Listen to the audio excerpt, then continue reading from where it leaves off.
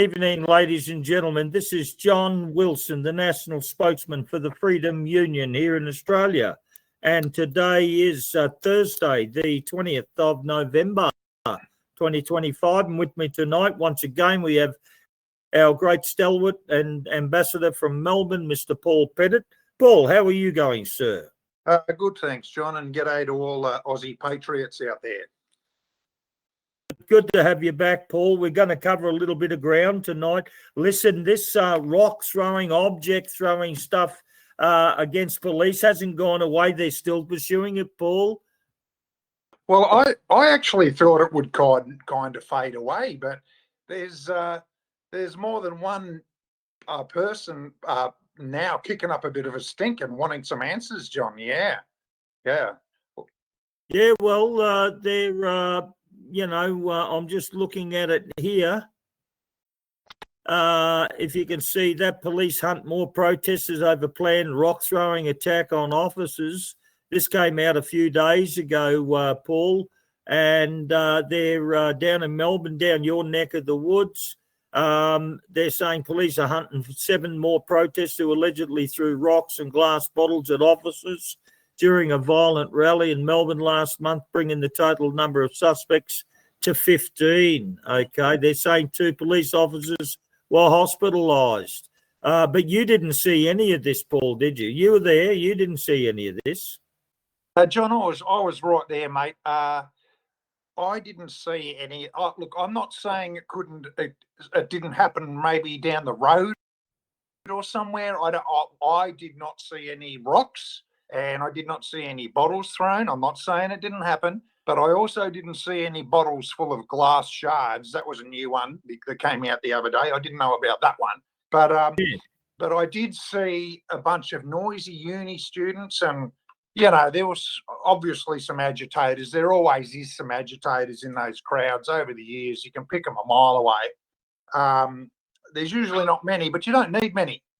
And, it's all just gone turning a bit sour for these guys. Like I say, I can't say there was absolutely no trouble, but I'm quite sure when the police released the abundant CCTV and abundant body cams on the police, that the truth will all come out. I mean, that's all they have to do is just show us that footage, right?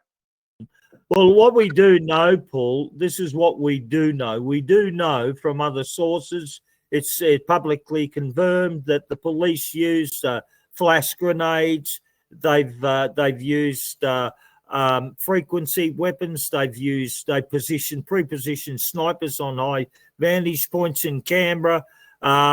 They've used all sorts of weaponry against the public. This is all confirmed, and it may not have been at this particular event, but over the last few events of the last 2, 3, 4 years, the police have used an assortment of weaponry against the innocent public and have hurt them, including bullets, rubber bullets, stun guns. So that's the first thing. The second thing is the Victorian police, all of these state police forces, but particular the Victorian police, they are outright liars. That we've caught them out so many times lying, blatantly lying to members of the public. And here they are claiming, playing a sympathy card about, they're the ones who are the victims in this. How can you believe them, Paul? I don't believe them. I'm like you. I'm not saying there weren't things thrown at them because I wasn't there. I don't have any evidence. But you were there and you didn't see any evidence at all. And yet we have proven liars, the Victorian police, out now, playing the victim card, Paul. That's my view on all of this. Well, I did see them use a range of new weapons. I've never seen them use the flashbangs before. They used 4 of those, and they're like a grenade without shrapnel, and they work on shockwave factor. But they did throw. I did see one of them thrown at one of the uni student's feet, and it did shred his. It did do a lot of damage. The shrapnel from the actual flash can actually damaged the kid, and two of those kids are now suing the Victoria Police for compensation. They also used baton rounds, which they call them rubber bullets. There's nothing rubber about them, John. I can tell you that, mate. There's nothing rubber about them. They're a chunk of metal with a coat of plastic on them, and they are a military grade weapon. I wish people would call them what they are, baton rounds. And I seen them used at the CFMEU riots, and by Jesus, I seen guys with their teeth knocked out, bleeding. Oh, it was messy. They're a lump of metal with a bit of plastic on them, and they have an 18% chance of killing you.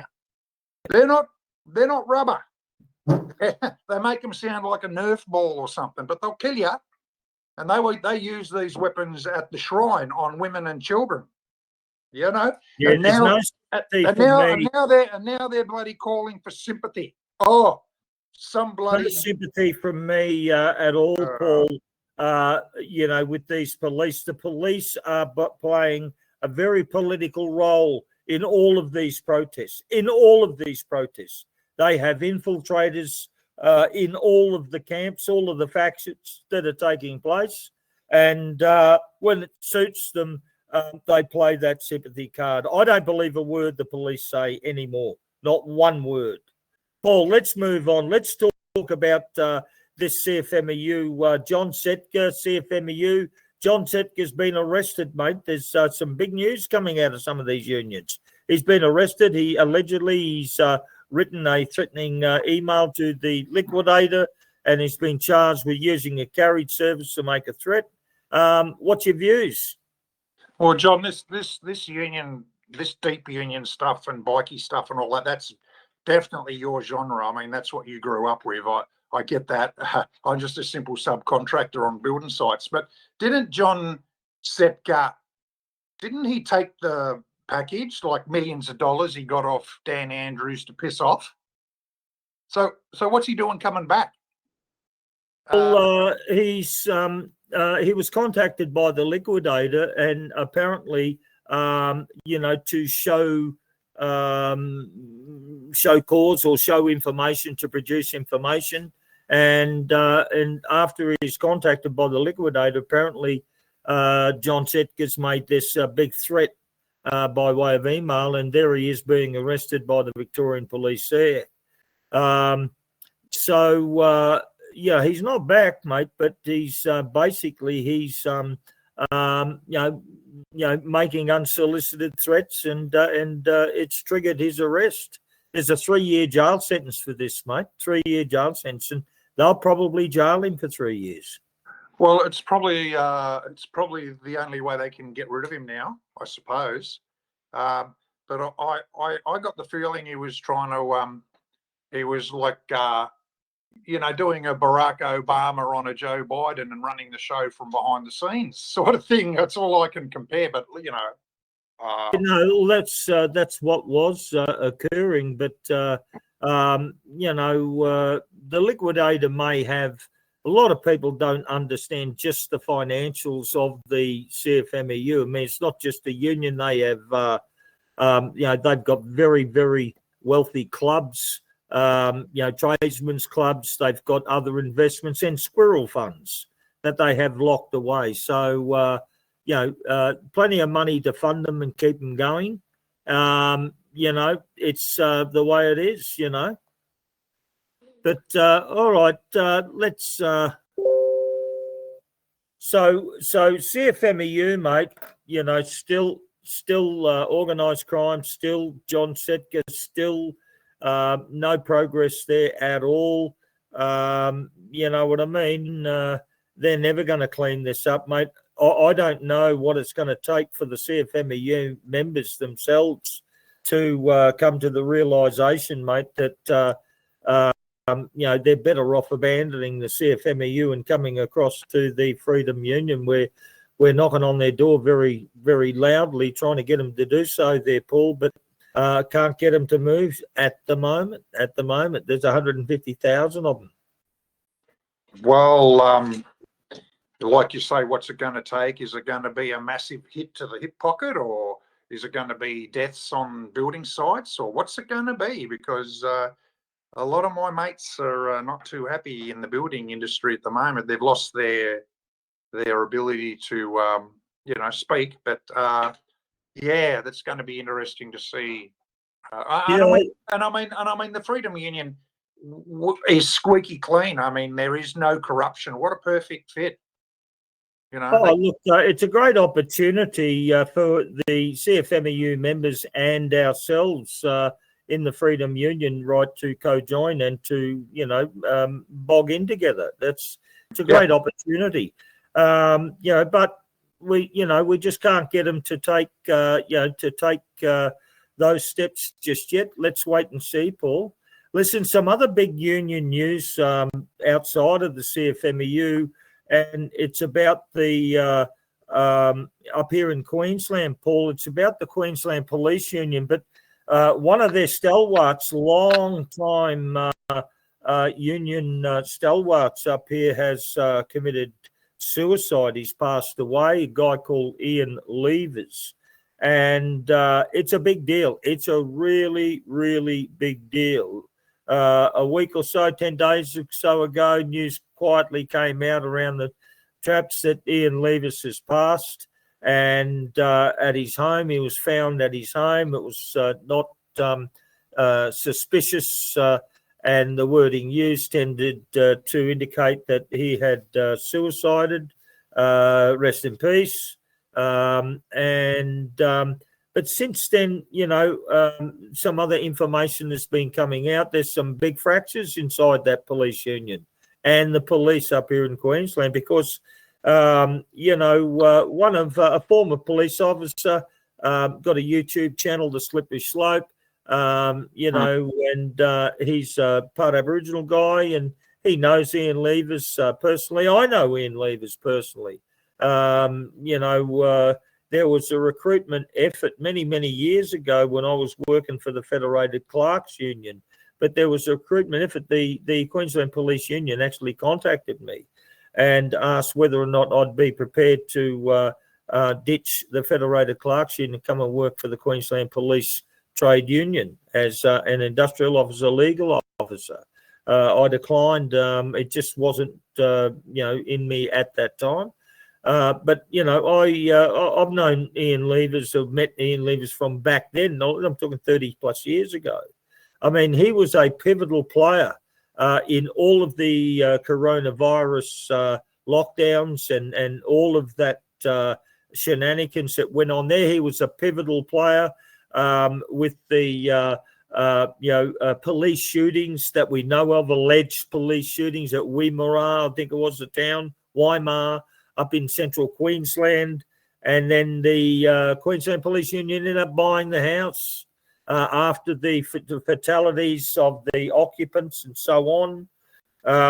He then went on to be some border police keeper or something of that nature along the Queensland, New South Wales border towns there because trying to help high crime rates.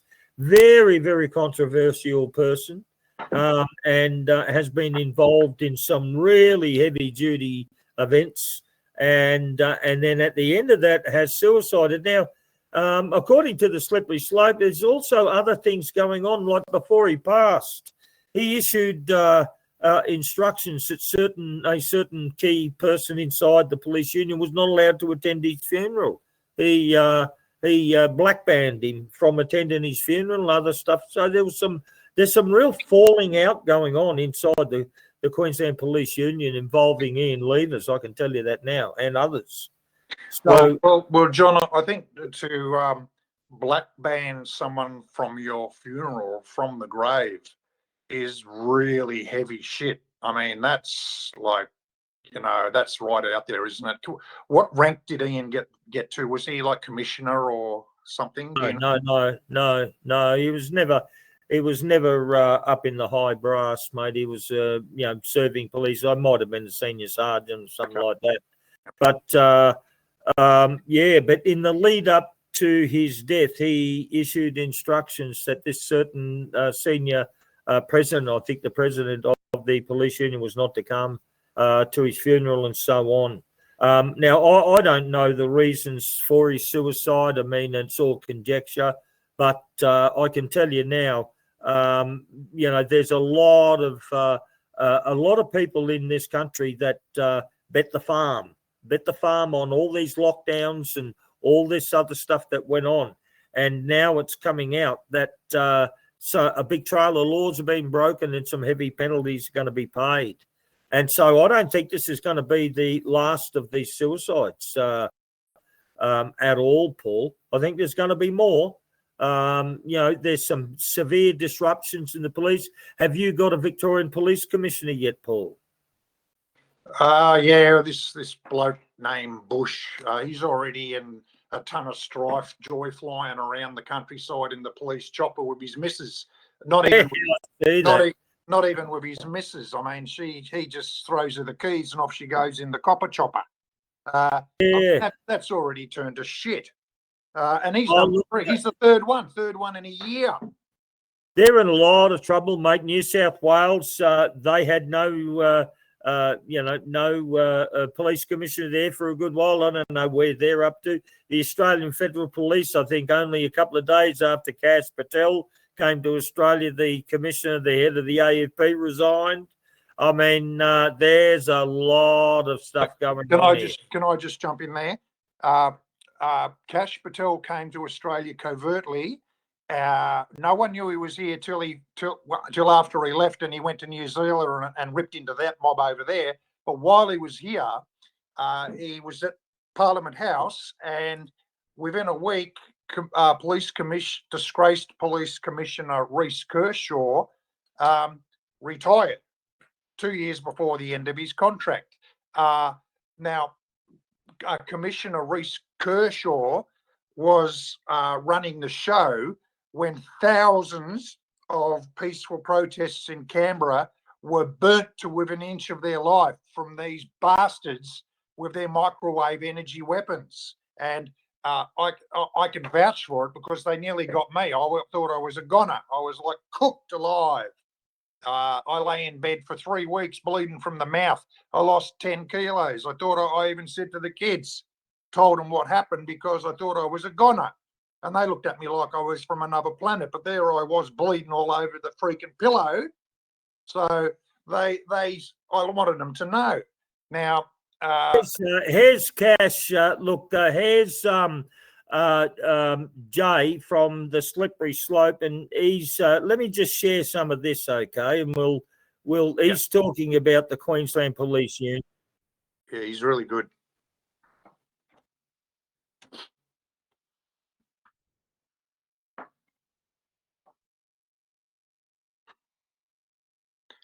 He's really good, Jay. Speaks from the heart.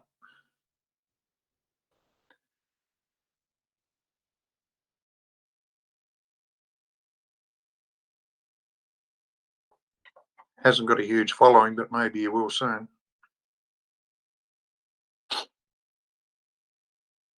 Extremely stressed, suffering, or the beginnings of suffering from PTSD. So why aren't you putting? Yeah, well, that's Jay is going through the. He's going through the.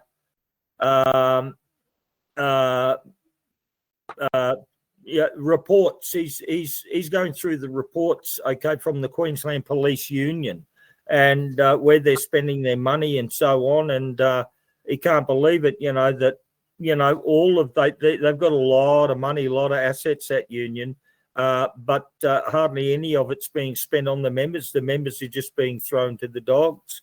So they've got some serious fractures inside the Queensland Police Union. They've got some serious fractures going inside the other police services at the moment. It's not finished. It's only going to get worse, ladies and gentlemen. It's only going to get worse. These people are now running for cover.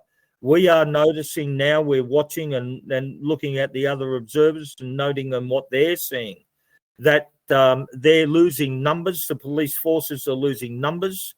and they're also losing experience. I mean, years. Older police service officers are leaving in droves. Okay, so they're in a lot of problems here, and a lot of crimes are being committed. A lot of crimes are being. And look, it's an ugly business. I mean, when we say how corrupt is it, I mean, let's have a listen to this lady here, right? Let's have a listen to what's her name now? The lady from Victoria, Moira Oh, Dean. Moira Dean, yeah. Yep. Let's have a listen to her. We've all seen these headlines. They're absolutely awful.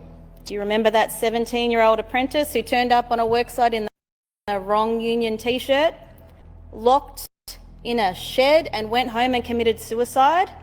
That is not a union. That is not a union, and Victorians will put unions in the bin if this kind of corruption is allowed to continue. Women on construction sites, harassed, assaulted, treated like prostitutes. They didn't even make it to be DEI hires.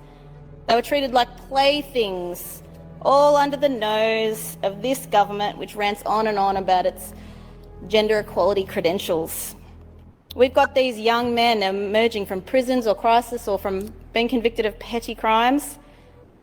They're vulnerable, they feel alone, and then they're groomed into these networks where they are made into career-style conduct that has become widespread. Workers being threatened, beaten up, stolen from, in a culture where crossing the wrong person can end a business. It's not just an industrial relations matter. They are driving up the cost of living. Since 2014, Victoria has seen more than 50 new or increased taxes, and many of these charges exist to absorb the inflated cost. And on it goes there, Paul. The depth of the corruption is so obvious now. Victoria is a basket case. I mean, we know that construction and these industries are tough. We know that, but now it's wrapped up in organised crime. It's wrapped up in all sorts of criminal behaviour, and the average construction worker in there hasn't got a chance. So pretty bad. We're seeing police unions, we're seeing construction unions and other unions out there rotten to the core, part of institutional corruption, Paul, and the workers out there, they got nothing. They got absolutely nothing, mate. I'm wondering when they're going to crack. What's going to cause them to crack?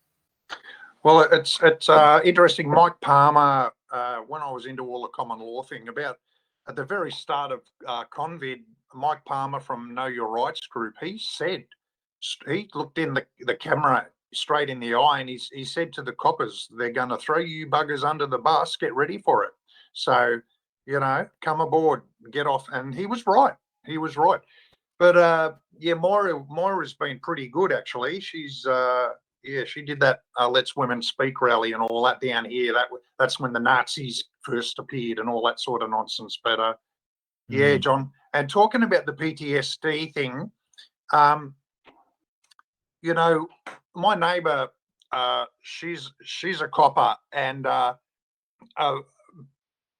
we'd always chat, and she would talk to me about how she was forced to get the biotoxic injection, and she didn't want it, and but she said, "Oh, we all had to get it." I said, "Oh, I thought you might have been exempt." No way. They had the lower levels had to get it, and we talk quite often about all this sort of thing, including the suicide of the police. That very, very common for senior police to suicide. There was one only a year ago. I think it was Moorabbin Police Station. Her senior sergeant took his revolver and stuck it in his mouth, And I know 3 coppers now that have done it. It's bloody sad, but yeah, mate, it's a reality. It's a reality. It's turned very ugly for them. Their world is being tipped upside down, Paul. They participated in a very, very ugly stain on Australia's history. They participated, played a big role in the making of that stain upon our nation, and they're not going to get away with it. No. They're just not going to get away with it. The sympathy thing's not going to work, John. It's not. People are not forgetting. They're just not forgetting, mate. Especially down here in bloody communist Melbourne, mate. They're not forgetting. And Out of control up here in Queensland. We've had another 2 people shot and killed. Only a couple of days ago here, Paul. They're killing people up here at unprecedented rates here in Queensland. They've shot and killed. Police have shot and killed more members of the public over the last, say, 3 years here in Queensland than all other police services put together. Okay, all others put together, and they've shot and killed another 2 only a couple of nights ago. Again, I don't know the details, but they're off the leash up here, Paul. They're off the leash. Very dangerous times to be alive up here in Queensland, and any interaction with the police at all, be careful.